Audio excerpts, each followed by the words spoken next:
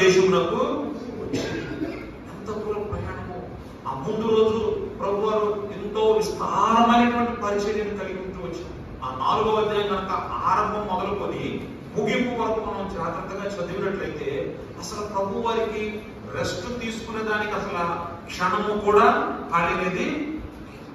ఎంతో మంది స్వస్థత పొందేదానికి ఆ ఇంటికి తీసుకుని వచ్చి ఆ యొక్క వారిని యేసు ప్రభు పెట్టి అయా వారిని ముట్టండి, స్వస్థపరచండి, వారిని బాగు చేయండి అని చెప్పి ఎంతో మంది రోగులను తీసుకుని వస్తూ వచ్చారు.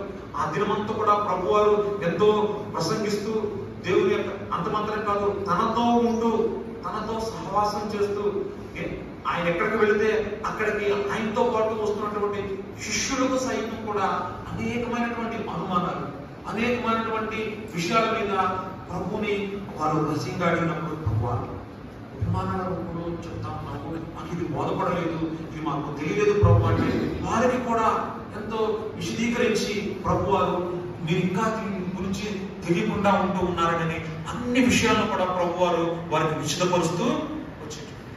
అటువంటి సందర్భంలో ఆయన అంత అలసిపోయి ఉన్నప్పటికీ కూడా దేవుడు ఎంత దయగలిగినటువంటి దేవుడు అంటే ఆయన నిత్యము పనిచేస్తూ ఉండేటువంటి దేవుడు అని చెప్పి దేవుని వాక్యం జ్ఞాపకం చేస్తాం. అంటే నిత్యము పనిచేస్తూ ఉండేటువంటి దేవుడు. ఆయన భూమి మీద జీవించినటువంటి భౌతికంగా 33.5 సంవత్సరాలే.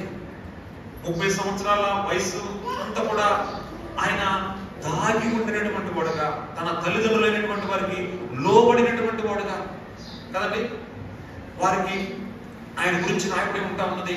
ఆయన 30 సంవత్సరాల వయసు వచ్చేటువంటి వారికి ఒకనొక సందర్భంలో మనం చూస్తూ వస్తాం. యెరూషలేముకు వారు యోసేపు మరి వారి తల్లిదండ్రులైనటువంటి వారు ఆ యొక్క పండుగకు వారు వెళ్ళినప్పుడు వారు పిల్లవాడు మనతోనే ఉన్నాడు అన్నటువంటి విషయాన్ని వారు చూసుకుంటూ వారు ముందుకి బహుదినాల ముందు సాగిపోతూ వచ్చారు. తర్వాత కొన్ని దినాలు వెళ్ళి చూసిన తర్వాత వారు యేసుక్రీస్తు ప్రభువు వారితో లేరంట. వారితో